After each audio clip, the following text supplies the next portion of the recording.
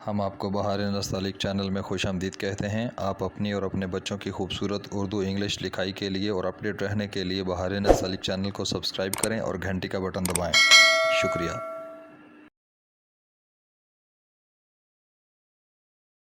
बिस्मिल्लाहिर्रहमानिर्रहीम। आज लाहौरी नस्तालिक में हम दुआ के साथ हाई लिखेंगे, यानी दुआ के साथ हम 3 है जोड़ कर लिखेंगे। तो हम पिछले सबक से इसको मरबूत करते हैं। तो यहाँ से हमने तो वाव डाला था, यहाँ से हम 3 कत आगे जाते हैं और लाइन से ऊपर अमूदी रुख पर हम 2.5 कत ऊपर जाते हैं और एक नुक्ता लगाते हैं। 3 कत और 2.5 कत यहाँ पे जाने के बाद हम दुआ की शक्ल शुरू करते हैं। देखिए मैं डालने लगा हूँ, फिर इसका मीज़ान और वज़ाहतें भी डिस्कस करेंगे। ये एहतियात के साथ आप इसको लें और यहाँ से इसको टेढ़ा कर दें। ये एहतियात के साथ ये इसकी पूरी शक्ल बनाएं। यहाँ से फिर इसकी आप सर बनाएं दुआ का।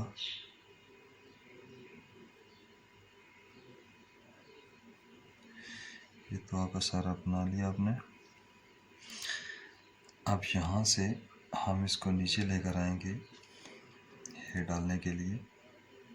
आप इसको ये टेढ़े रुख पर नीचे लें।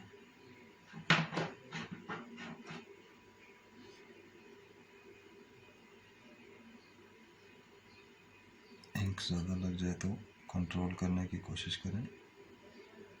ये इसको यहाँ पे लें,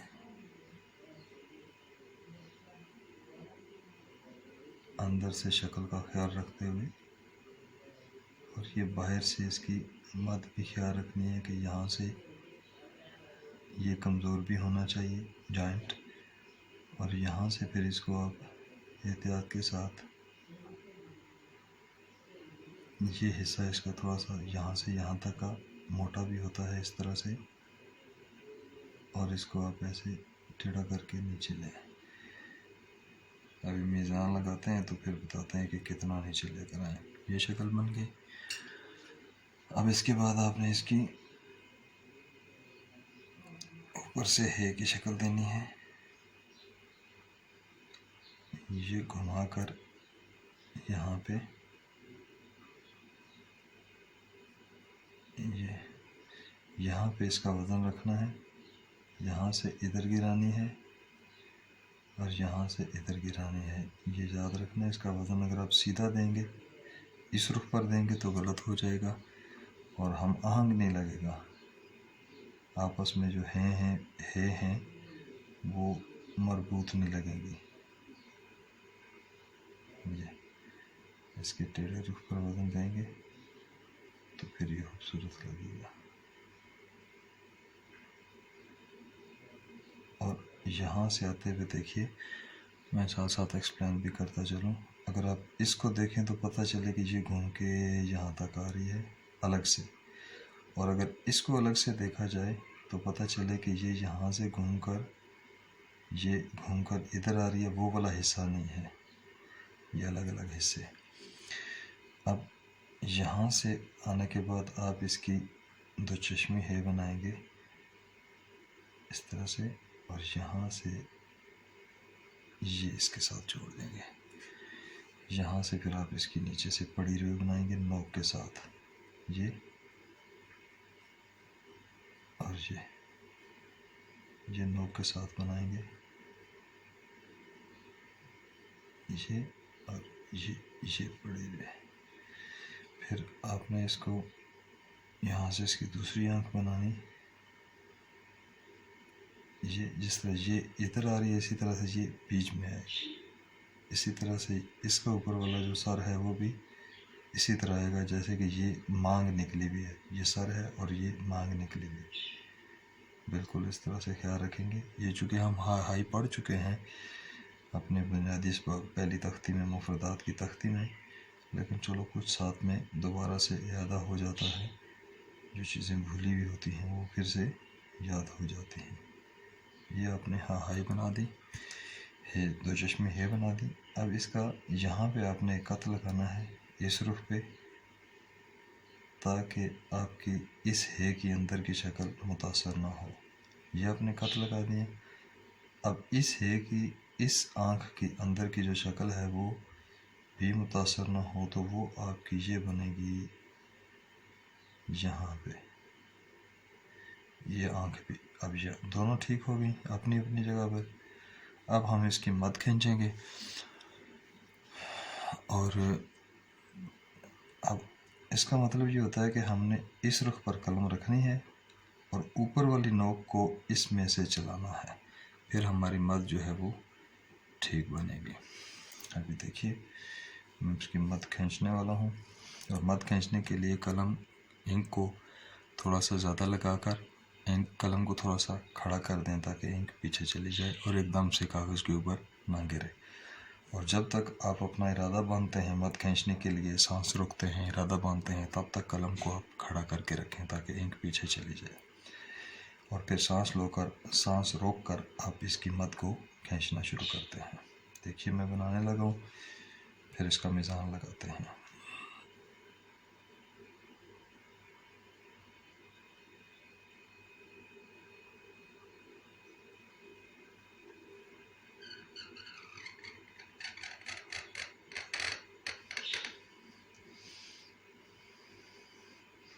यहाँ से इसको फिर टेढ़े रुख पर नीचे ले आए, इस तरह से। ये है होती है इसकी, यहाँ पे ये वाली शक्ल होती है, इसको हाय शोशा कहते हैं। यहाँ से एक कत लगाएं तो ये एक तो इसके बराबर होती है और दूसरा ये इस पेट के बराबर होती है। अच्छा, ये इसका मिज़ान हो गया, ये एक कत। और यहाँ से अगर हम एक कत ऊपर मैयर करें तो इसकी जो मद है वो हम 11 कत में खींचते हैं। अभी बगैर पैमाइश के खींची तो देखते हैं 1 2 3 4 5 6 7 8 9 10 और 11, पौने 11 तक है। बहरहाल जी 11 तक ये हो गई। अब यहाँ से इसके मिज़ान लगाते हैं। ये तो हमारा एक कत है और इसको अगर ऊपर मैयर करें तो ये हमारा तकरीबन, जो कि ये लंबा है तो इसको भी असातिज़ा ने बहुत दफ़ा 1.5 में डाला है ताकि ज़्यादा लंबा ना हो। आप इसको 1.25 भी कर सकते हैं, इसमें कोई हर्ज नहीं है। बहरहाल मैंने इसको अभी 1.5 में डाला है, छोटा डाला है, 1.25 कर ले, ठीक। उसके बाद इसके अंदर की शक्ल वही वाली है, ये पौना कत, ये 1.25 कत, इसको मैंने अभी छेड़ता हूँ। अब इसमें जो असल बात है वो ये वाली है कि इस तवा की शक्ल से ये है कितने नीचे होनी चाहिए। तो ये तवा का सिरा है और ये है ये कितनी नज़दीक नीचे होगी। ये 1.25 कत तो होनी चाहिए, 1 और ये 2 और ये 1.25,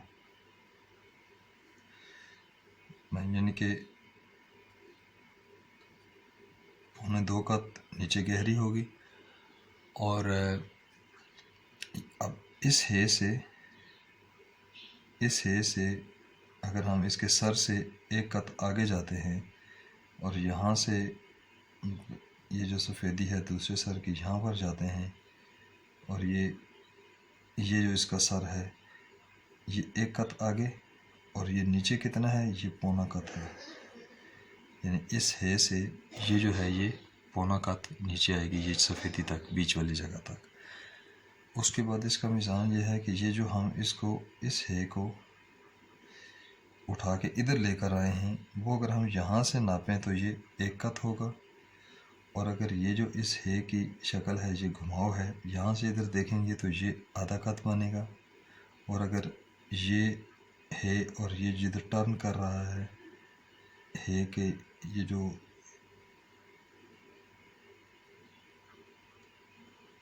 जो कमर बन रही है इसकी, ये कमर बन रही है, यहाँ से पड़ी रही शुरू बन रही, यहाँ से अगर मेजर करें तो ये 1.25 कत है, यहाँ से एक कत है, यहाँ से करेंगे तो ये आधा कत हो जाएगी। और हे के अंदर की शक्लें जो हैं ये हम ऑलरेडी पढ़ चुके हैं मुफरदात में।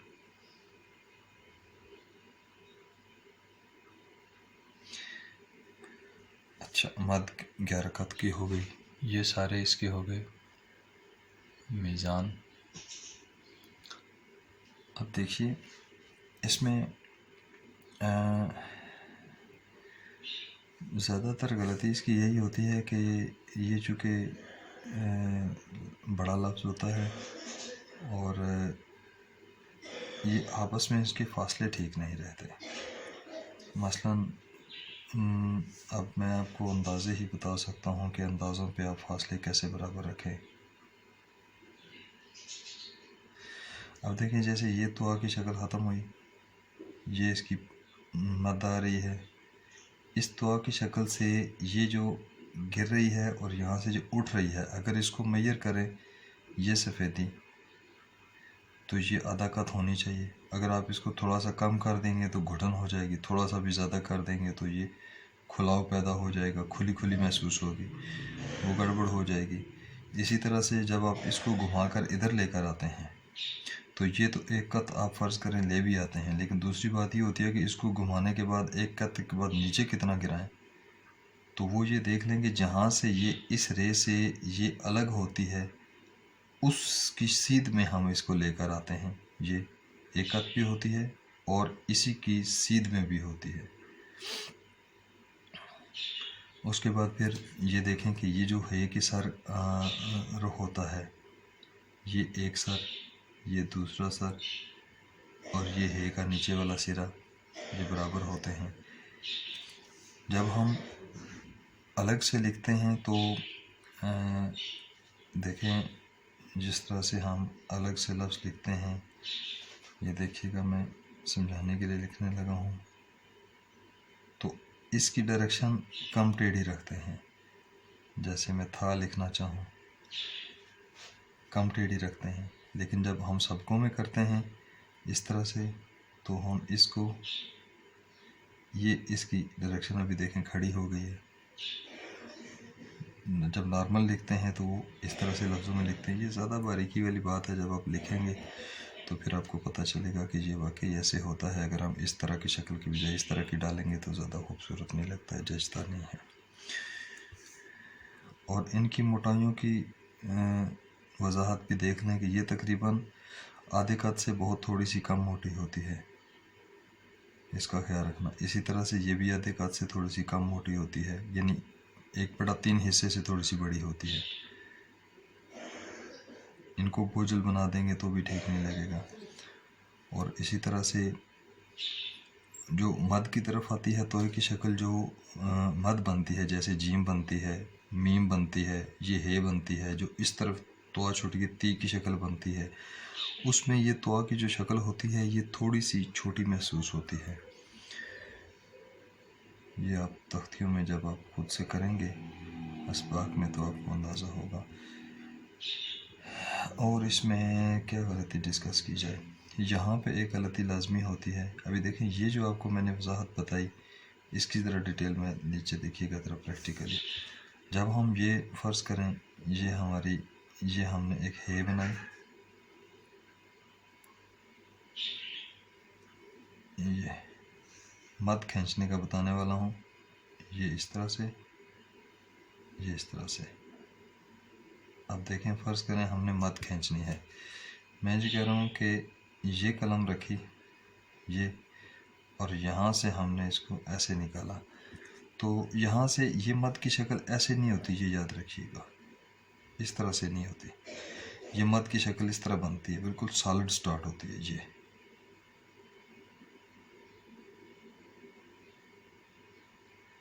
बिल्कुल इस तरह से होती है, ये और